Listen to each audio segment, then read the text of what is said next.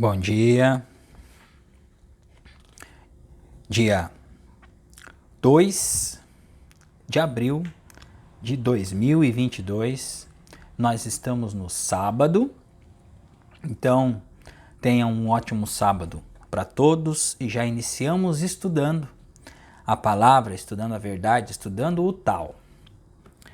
Creio eu que vocês já praticaram suas meditações, assim como já as pratiquei, e suas conscientizações em suas respectivas presenças. E vamos lá iniciar o capítulo 3 deste livro, o Tao Te Ching. Então, o verso do capítulo 3, ele começa da seguinte forma, ó. Não valorizando os tesouros, mantém-se o povo alheio à disputa. Vamos lá de novo, vou ler pausadamente aqui, ó. Não valorizando os tesouros, quando estamos inconscientes de todos os nossos tesouros, ou seja, a verdade, mantém-se o povo alheio à disputa. Não enobrecendo a matéria, é difícil a aquisição. Ó, não enobrecendo a matéria, de difícil aquisição, mantém-se o povo alheio à cobiça. Então aqui nós entramos na fase da engenharia do consentimento. Como que eles prendem os seres humanos à disputa, à cobiça, ao querer ganhar posse e tudo mais. Não admirando o que é desejável, mantém-se o coração alheio à desordem, à entropia. O homem sagrado governa, esvazia seu coração, enche seu ventre, enfraquece suas vontades, robustece seus ossos, mantém permanentemente o povo sem conhecimentos e desejos. Faz com que os de conhecimento não se encorajam e não hajam. Sendo assim, nada fica sem governo. Então vamos entender aqui o que a escritora neste primeiro vídeo e vamos entender o que a primeira estrofe nos traz. Que essa estrofe aqui, a primeira, ela vai nos revelar muitas verdades em relação à engenharia do consentimento, às mensagens subliminares, à programação da nossa vida cotidiana humana.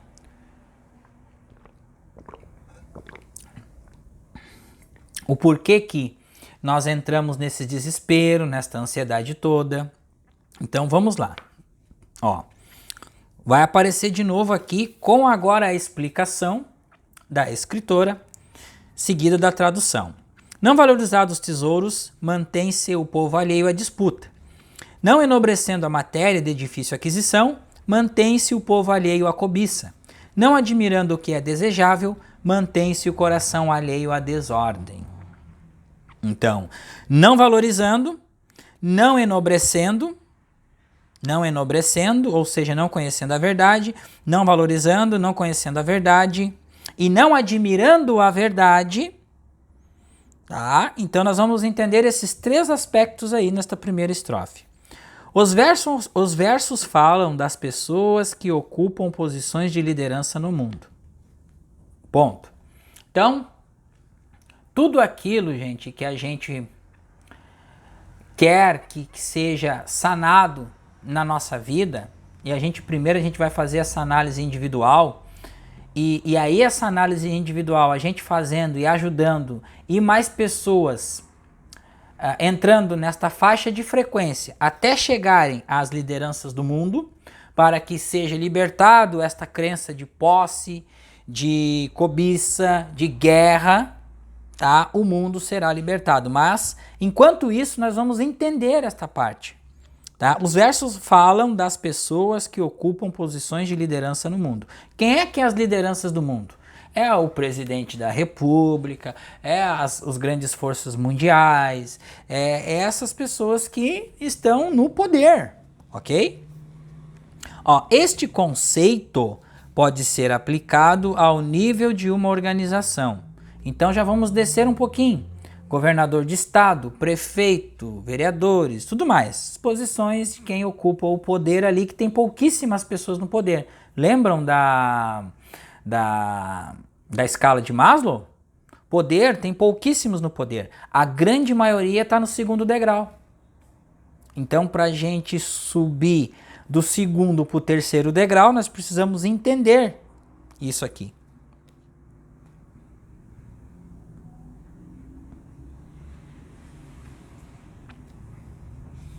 Ó, uma comunidade ou uma nação, por exemplo, mas mas pode também ser entendido para o corpo físico de uma pessoa. Porque quem é que governa a si mesmo? Quem governa a si mesmo é a consciência. Mas precisamos entender para chegar a um nível de consciência. Então, pode ser de lá, de quem lidera o mundo. Só, mas quem cria o mundo em particular para mim sou eu mesmo. Então, eu preciso me entender e entender a si mesmo. Então, vamos entender um corpo físico. Ó, no nível social, governantes são pessoas que ocupam posições de destaque e influenciam os habitantes do reino com relação a comportamentos em algum momento de suas vidas. E no nível pessoal, é possível compreender simbolicamente o organismo humano como um reino cujo povo é constituído pelas inúmeras células que seguem a orientação do seu governante ou líder, a consciência da pessoa. Não falei que era consciência? Então, tudo aquilo que você coloca a consciência, você rege seu mundo interior. Suas células, seus órgãos, suas células, vamos falar na escala, órgãos, células, músculo, tudo. O governante que valoriza tesouros traz a desordem para seu coração, porque agrega desejo a bens materiais que se tornam símbolos de poder para seus liderados. Cria então para esse bem um valor artificial legitimado como desejável por toda a sociedade. E a partir deste ponto, seu povo aprende a cobiçar e disputar esse tesouro, o que traz conflito para o reino. Então a disputa, ela traz conflitos.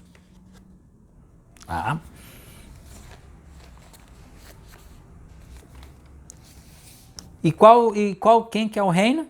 Consciência. Todas as manifestações têm um valor natural na sua própria utilidade no mundo. Ó. Todas as manifestações têm um valor natural na sua própria utilidade no mundo. Lembrando que nós iniciamos a leitura aqui na página 38 do livro, no PDF eu não sei qual é a página, mas estamos no capítulo 3, tá?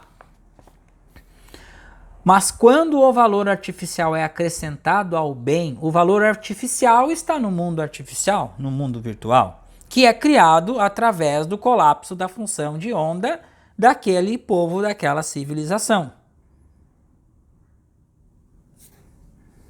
Ainda que seja pelo consenso da sociedade, o elemento agregado distorce a capacidade das pessoas para reconhecerem a característica própria do valor natural de cada manifestação.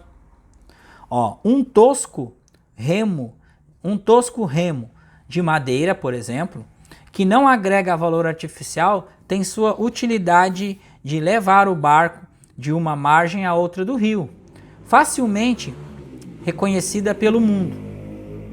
E o metal ouro, que agrega muito valor artificial, é reconhecido mais rapidamente pelo seu valor de troca do que pelo enorme alcance de sua utilidade no mundo, como as diversas aplicações industriais.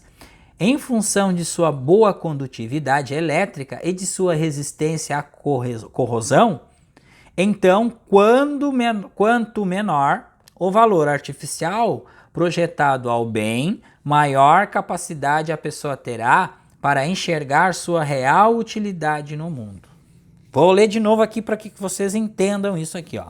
Então, quanto menor o valor artificial projetado ao bem, maior capacidade a pessoa terá para enxergar sua real utilidade ao mundo. Então, quanto menos valor nós dermos às coisas virtuais, ou seja, ao mundo externo, tá? Quanto menos valor nós dermos às coisas superficiais do mundo externo, tá? Maior a nossa capacidade para enxergar sua real utilidade para o mundo, que é a harmonia plena. Porque se nós vamos pegar assim, gente, o dinheiro, por exemplo. Por que se gera toda essa dificuldade por causa do dinheiro? Porque vem a visão, a percepção que uns têm mais dinheiro do que outros. E aí esses uns que têm mais dinheiro que os outros querem mais dinheiro, progridem mais, prosperam mais. E aquelas pessoas que não têm, elas sofrem porque não têm, porque elas estão dando a importância real para aquilo que elas não têm. Me entenderam? Então o valor que a gente dá às coisas nos propicia para que a gente não tenha, que a gente tenha mais daquilo. Não é um versículo que a gente acaba de praticar e a gente precisa trazer esse versículo novamente aqui para vocês, que é aquele que tem, mais lhe será dado. E aquele que não tem, até o que tem lhe será tirado. Diante dessa realidade, portanto, o governante, que é eu, que é você, que é todas as consciências deste mundo, responsável, precisa aprender a inverter esses valores para encontrar a paz em seu coração e ter sob sua liderança um povo que não conhecerá a disputa nem a cobiça. Então isso passa pelo quê? Pelo amadurecimento deste ego, que é o rei. O ego é o rei na alquimia. Então ele precisa se amadurecer, ele precisa se alquimizar, tá? Para inverter o valor de um bem. Inverter o valor de um bem não significa desconhecer ou desmerecer sua utilidade no mundo, mas atribuir a cada um o valor natural, sem projetar nele os ganhos capazes de atiçar ambições e iniciar uma guerra no reino. Por isso, quando a consciência de uma pessoa ou líder de um reino não admira o que é desejável, a mente se torna alheia à desordem e o corpo alheio à disputa. Vamos lá, vamos entender de novo essa parte aqui. Por isso, quando a consciência de uma pessoa ou líder de um reino não admira o que é desejável, a mente se torna alheia à desordem e o corpo alheio à disputa. Então, se a mente está alheia à desordem, o corpo passa a ser alheio à disputa, porque é uma forma bioquímica que o nosso corpo produz. O cérebro produz formas bioquímicas para nós reagirmos àquilo que nós estamos sentindo. E o povo, como coletivo das pessoas da comunidade, ou como os organismos do indivíduo, poderá experimentar uma vida pacífica e harmoniosa. Aqui, ó. E o povo, vamos entender de novo aqui, gente. Isso aqui é uma coisa de interpretação, tá? Vamos voltar ali, ó. Por isso, quando a consciência de uma pessoa ou líder de um reino não admira o que é desejável. Quando a consciência não admira o que é desejável, tá? A gente doma, a mente se torna alheia à desordem. Ou seja, nós não damos importância à desordem. E o corpo alheio à disputa. O que a gente faz? A gente sobe, tá? A gente sobe em estado de frequência e a gente se alheia ao não desejo. Vou explicar melhor isso aqui. Ao não desejo, ok? E o povo, que é o organismo, que essa frequência está em ondas cerebrais, e aí vai atingir o povo por quê? Porque este cérebro ele produz uma bioquímica altamente relaxante, tá? E o povo das pessoas, da comunidade, ou como o organismo do indivíduo, poderá experimentar uma vida pacífica e harmoniosa. Por que se harmoniza? Porque a bioquímica que é liberada é uma bioquímica num estado de homeostase pacífico. Nós não temos desordem do sistema nervoso, por exemplo, distúrbios de adrenalina e cortisol desencadeados por um evento de ansiedade e preocupação. Nós sabemos o que aquilo significa e nós soltamos.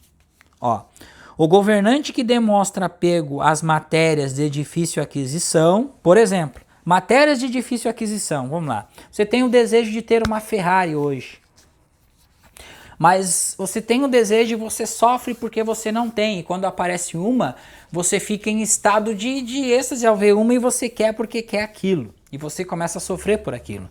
Mas ao seu estado atual, o que você está fazendo para ter uma Ferrari? Então você está pegando numa matéria de difícil aquisição no momento, porque se você não está trabalhando, ou você está trabalhando e ganha pouco, como que você vai comprar um carro de R$1 milhão, por exemplo?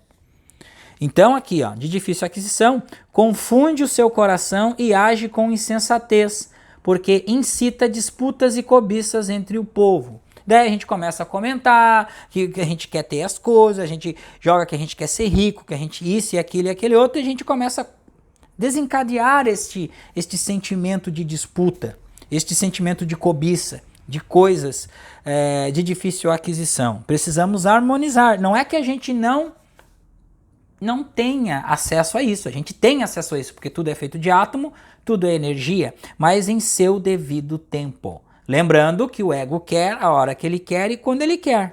Ó, ele põe em risco vidas humanas em troca de tesouros artificiais, que necessariamente terão valor menor do que as vidas sacrificadas. Vamos lá. Empresários que querem mais dinheiro, que fazem essas coisas de sacrifícios humanos, magia negra, pessoas que vendem, trocam os seus filhos por mais dinheiro e assim por diante, gente. Tá cheio de coisas dessas no mundo, como nós presenciamos. Às vezes aparecem nas notícias e às vezes não aparecem. A maioria não aparece nas notícias das coisas terríveis que acontecem no nosso mundo em troca da cobiça, da ganância, do dinheiro, da fama e tudo mais, tá? Todo valor é relativo. Todo valor é relativo e verdadeiro. Todo valor é relativo e o verdadeiro líder conhece a real utilidade que os bens materiais têm no mundo. Mas considera igualmente as vidas humanas como os maiores bens de um reino. Coloca então uns perante os outros quando necessita atribuir valores a bens materiais e através desse gesto consegue fazer as escolhas sensatas. Este mundo de agir evita que se instaure no reino a desordem que desgasta o coração e consome a vida de seus habitantes. Nas estrofes seguintes, Lao Tse ensina a governar com sabedoria, usando como referência de virtude a consciência plenamente lúcida do homem sagrado. Para orientar as ações do líder que se ocupa em oferecer uma condição de vida naturalmente equilibrada, saudável, harmoniosa para o seu povo. Seu povo, gente, pode ser entendida pelo corpo. Então nós vamos encerrar este primeiro vídeo do terceiro capítulo. Lembrando que amanhã nós vamos continuar os estudos, tá ok? Mas a gente vai aqui encerrar e deixar, vamos planear mais sobre isso aqui. Vamos lá. Então aqui vocês viram que tudo que a gente intenciona, tudo que a gente pensa, é criado uma bioquímica no nosso corpo, tá? Aí vocês já vão entender por que a doença é criada no corpo. Porque a gente cria uma bioquímica destrutiva, à base de cortisol, de adrenalina. Isso vai para a corrente sanguínea, vai para as células, vai para os órgãos, tá? Vai para os rins, para o pâncreas, para o fígado. E isso gera um distúrbio generalizado no organismo. O organismo ele tem que se readaptar, ou seja, ele tem que entrar numa nova homeostase. Células vão ficando defeituosas, perdem energia e aí desencadeiam o que nós chamamos de doenças, de vários tipos, ok? Mas tudo é criado por esse sentido de poder, cobiça, querer ter as coisas a hora que o ego quer. Então o ego, gente, é a questão chave aí. Então a gente sabe que todos os ensinamentos, tudo que a gente está vendo, tudo que foi explicado, a chave de tudo é o ego, porque o ego é o centro da consciência. O ego ele faz as escolhas, consciente ou inconscientemente. Ele faz as escolhas. Então nós temos escolhas em nossa vida. Então nós escolhemos sofrer Por que nós sofremos? Porque nos apegamos às coisas da nossa percepção humana dos 5 sentidos. Nós nos apegamos, nós queremos agarrar, queremos ter posse, queremos desfrutar daquilo ali. Mas nós não sabemos que primeiramente nós precisamos se unir àquele bem. E para se unir àquele bem, nós precisamos conhecer a verdade, estudar sobre a verdade, meditar sobre a verdade, até que venha um clique em nossa consciência, onde nós morremos para a parte humana e renascemos para a parte espiritual. Renascemos em espírito, assim como nós somos. Somos espíritos, porém estamos afastados do verdadeiro eu que nós somos.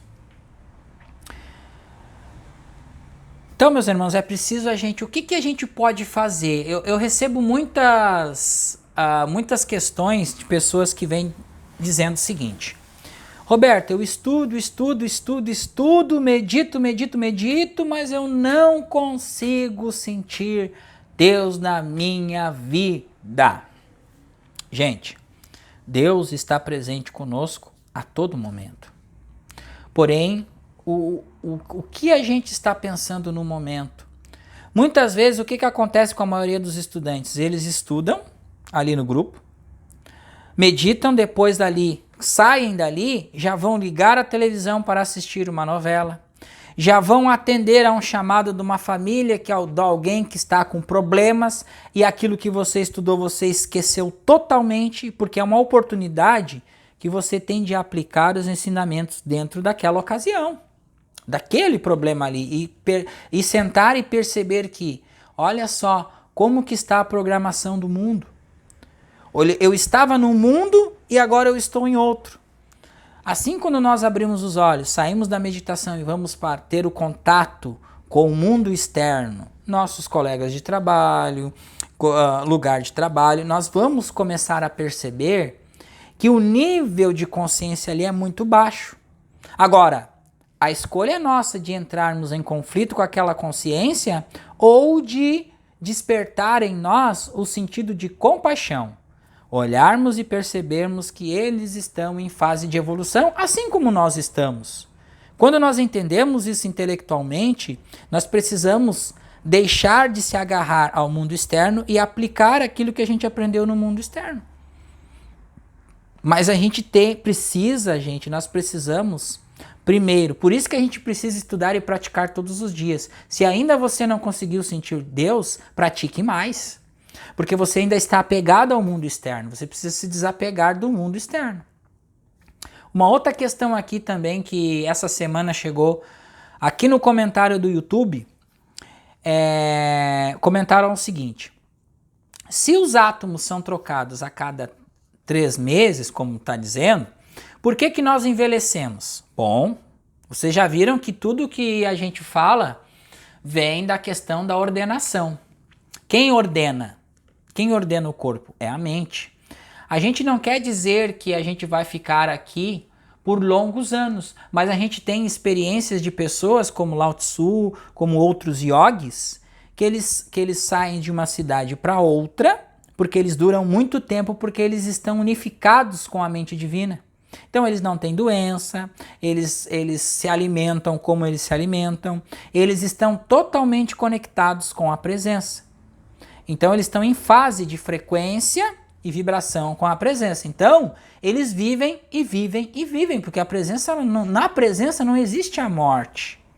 Mas como humanos, como matérias, nós precisamos morrer, nós precisamos envelhecer. Mesmo que nós trocamos a cada 3 meses ou a cada 5 meses nós temos um corpo novo, nós temos a energia atômica totalmente renovada, mas a gente gasta por quê? Porque a gente fala besteira, a gente pensa besteira, todo pensamento é uma vibração que a gente emana para o universo. E aí não adianta nós trocarmos esses átomos se nós estamos continuando com as mesmas crenças, os mesmos pensamentos, as mesmas discórdias, o ego falando mais alto, os mesmos questionamentos, sem a gente pensar por si mesmos. E isso dói, gente. Então a gente mexer no sistema de crença é uma dor terrível. Então, por isso que a gente fala, estudar bastante, ajudar a trabalhar. Porque o trabalhar é o trabalho interno. Não é sair fazendo, é trabalho interno. Se unificar com a presença. A meditação precisa ser constante. A ideia, a captação da intuição, ela precisa ser mais refinada. A energia precisa ser limpa para a gente poder renovar o nosso corpo. É isso, é em estado búdico. O professor Helicoto já tinha explicado. O colapso da função de onda se dá no estado búdico. Por que que o Joel curava? Joel curava porque na consciência dele não existia a doença, não existia a morte, não existia a falta nem a carência, porque ele estava unificado com a consciência divina. Mas nem por isso Joel deixou de manifestar a pobreza em sua vida, a falta de dinheiro e tudo mais. E ele entendeu por que essas coisas se manifestaram na vida dele. E aí por isso que ele intensificava a quietude. Entendeu, gente? Então, a quietude é o nosso estado natural. E enquanto nós não aquietarmos, primeiro, os nossos instintos, a gente sabe que a gente tem, humanamente, instintos humanos. Mas aquietarmos a nossa mente, para não ficar aquele turbilhão de pensamentos, se conectarmos com a energia do corpo, limpar esta energia, nós vamos permanecer. E para minimizar isso, é preciso estudo a cada dia. Estudo, estudo, estudo, estudo e prática, prática e prática. Certo? Um bom dia a todos, um ótimo sábado. Voltamos amanhã, no domingo, na continuação dos nossos estudos. Paz do Cristo a todos, um bom dia.